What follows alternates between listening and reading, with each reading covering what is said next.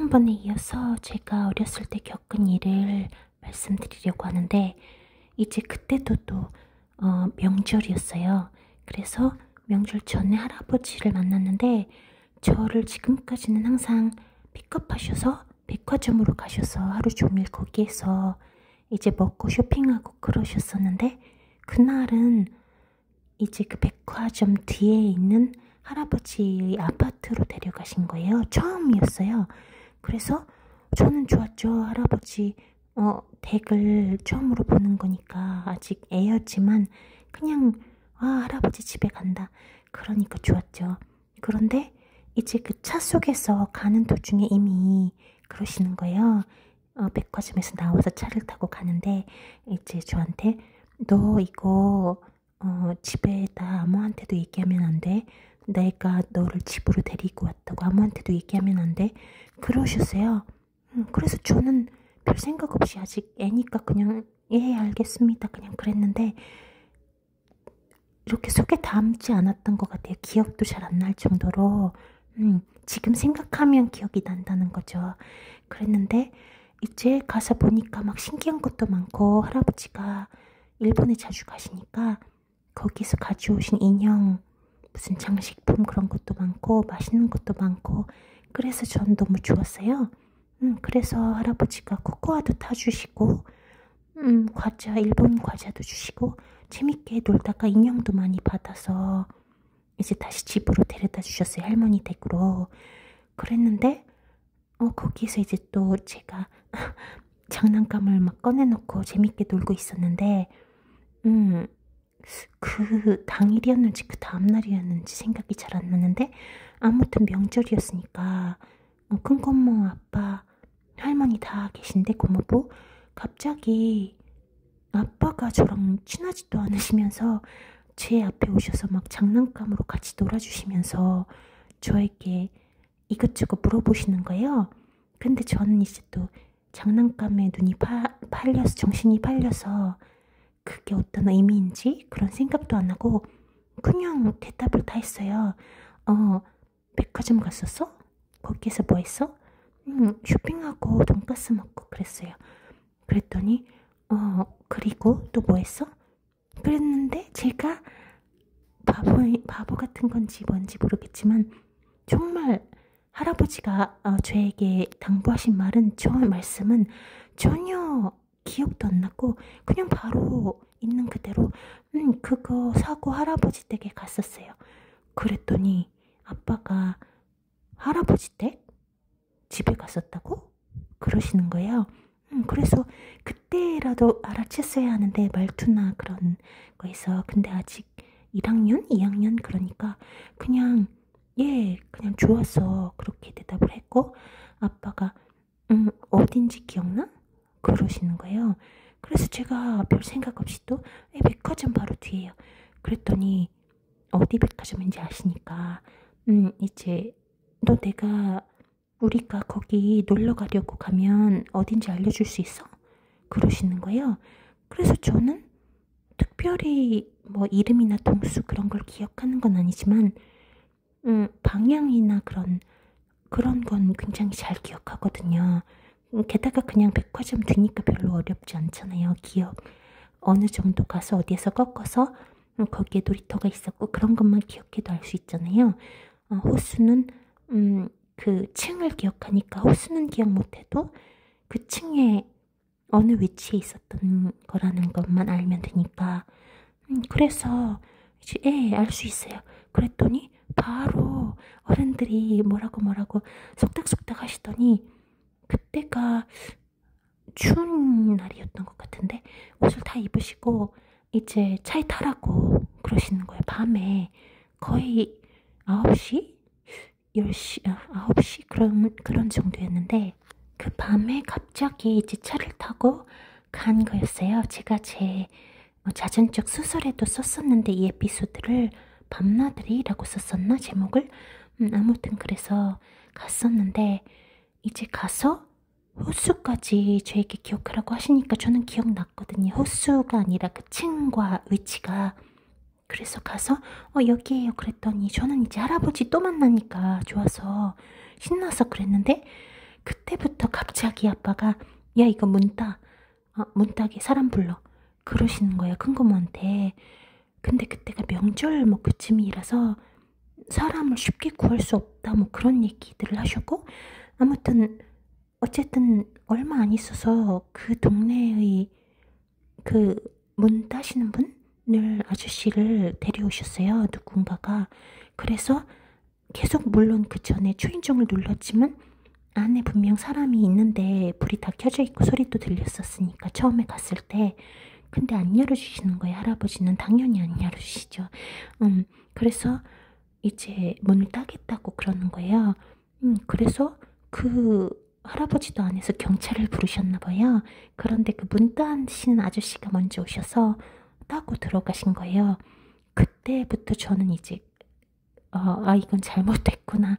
내가 완전히 잘못했구나. 그걸 깨달았죠. 그냥 분위기가 너무 이상하고 아빠가 욕을 하시면서 들어가서 야, 이 새끼야, 너 어딨어? 숨어있어? 나와. 그러시는 거예요. 근데 할아버지가 안방에서 문을 잠그고 안 나오셨어요. 저랑 세나도 같이 갔었는데 세나가 좀 무서워하는 것 같길래 저는 세나를 챙기고 부엌에서 할아버지가 저에게 타주신 코코아가 기억이 나니까 어디 있는지 그걸 꺼내서 세나에게 타주고 그러고 있었는데 그때 이제 또 아빠가 문을 그 장식품 같은 걸로 내려치셔서 손잡이를 안으로 억지로 들어가셨어요. 근데 할아버지가 어떤 여성분과 같이 계셨는데 잠옷 입으시고 그런 가운 그랬는데 저희 아빠가 멱살을 잡고 질질 끌고 나오셨어요. 할아버지를. 그래서 제가 울면서 어떻게 해야 될지도 모르겠지만 엉엉 운 건 아니라 그냥 눈물이 흘렀어요. 왜냐면 제가 이 일을 다 자초한 거잖아요. 근데 저는 그때도 제가 걱정하는 건 할아버지 자체라기보다는 이제 나는 할아버지가 다시는 나를 안 보겠구나. 내가 약속을 완전히 어겼구나. 그 생각이 걱정이 됐었고, 할아버지는 나오셔서 저를 보고 지나치셨는데 그때 또 경찰이 와서 다 같이 경찰서로 가셨어요. 그 다음엔 어떻게 됐는지 저는 모르지만 나중에 그냥 제가 그 모든 일의 원흉이니까 어떻게 생각하면 그랬는데 할아버지가 저를 계속 다시 만나주셨어요. 그렇게 했는데도. 그리고 단 한 번도 저에게 그거에 대해서 뭐라고 하신 적이 없으세요. 너 그때 왜 약속 안 지키고 그랬냐? 그런 적이 없으셔요. 그래서 이제 저는 할머니와 계속 같이 살았고 할머니에게 키워졌으니까 보통은 할머니 편이어야 맞잖아요. 그런데 저는 객관적으로 모든 걸 보려고 노력하는 사람이기 때문에 제가 객관적으로 분석한 할머니와 할아버지 그것만 놓고 보았을 때 절대로 한쪽으로 치우쳐서 한 사람은 완전히 나쁜 사람 그리고 한 사람은 완전히 좋은 사람 그렇게 느껴지지 않았어요. 그리고 오히려 저에게는 할아버지가 조금 더 어른 같으시다? 저에게는 그렇게 느껴졌고 할머니께는 죄송하지만 저를 키워주셨는데 별로 좋은 사람은 아닌 것 같다. 객관적으로 그렇게 느꼈었어요. 근데 물론 너희 할아버지는 가끔씩 만나니까 그냥 너에게 잘해주셨겠지. 그것만 계산하면 안 되지. 그렇게 말씀하시겠지만 제가 사람 보는 눈이 있다고 생각하거든요. 그런데 그런 할아버지, 할머니, 아빠, 엄마 그런 호칭과 역할을 넘어서서 그냥 인간 대 인간으로 보았을 때 저는 할아버지가 더 좋은 인간이라고 느꼈었어요.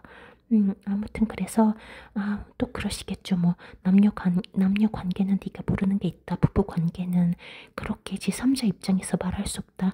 그 말씀도 맞는데 어쨌든 저는 남녀의 관계조차도 그 바탕에는 좋은 인간인가 아닌가가 가장 중요하다고 생각하거든요.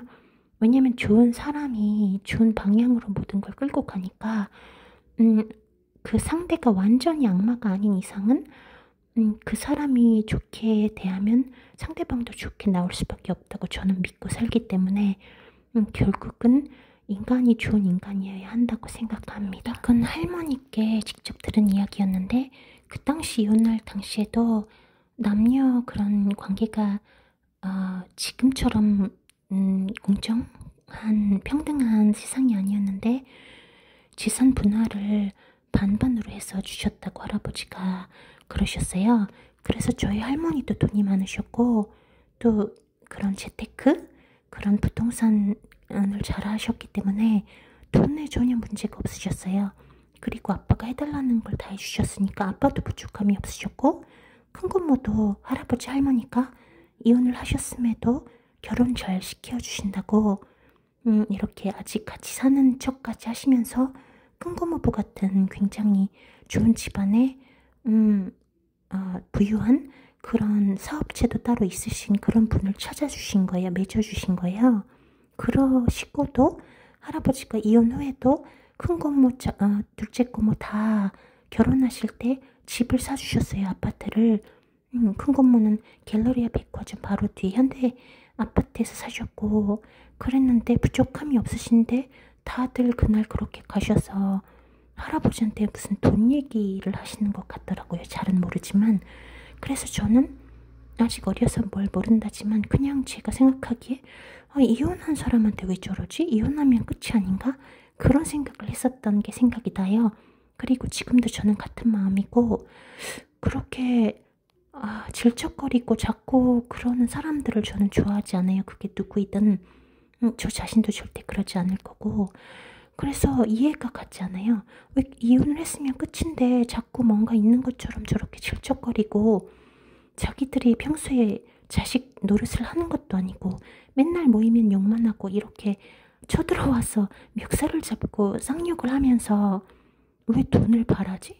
저는 절대 그러지 않거든요. 저는 저희 아빠가 싫고 절대 아빠로 여기지 않기 때문에 또 반대로 뒤집어서 아빠의 그 어떤 것도 원하지 않습니다. 유산 그런 것도 전혀 원하지 않고 그렇게 만약에 제가 그것만 챙기려고 선택적으로 그런다면 제가 나쁜 사람이라고 생각을 해요. 그래서 그분들이 전혀 이해가 가지 않았고 할아버지가 불쌍하게 느껴졌어요. 물론 다들 무슨 모르는 사연이 있겠지 너가 그렇게들 말씀하시겠지만 특히 여성분들은 저는 아니라고 보고 그냥 이쪽에서만 놓을 수 없는 그런 느낌이었어요. 저쪽은 이미 끝났는데 할머니는 그렇게 욕을 많이 하셨지만 제가 보기에 할아버지에게 미련이 너무 많으셨어요. 그런데 할아버지는 할머니 욕을 저에게 하신 적은 없으시지만 그냥 아예 관심이 없으시다고 느꼈어요.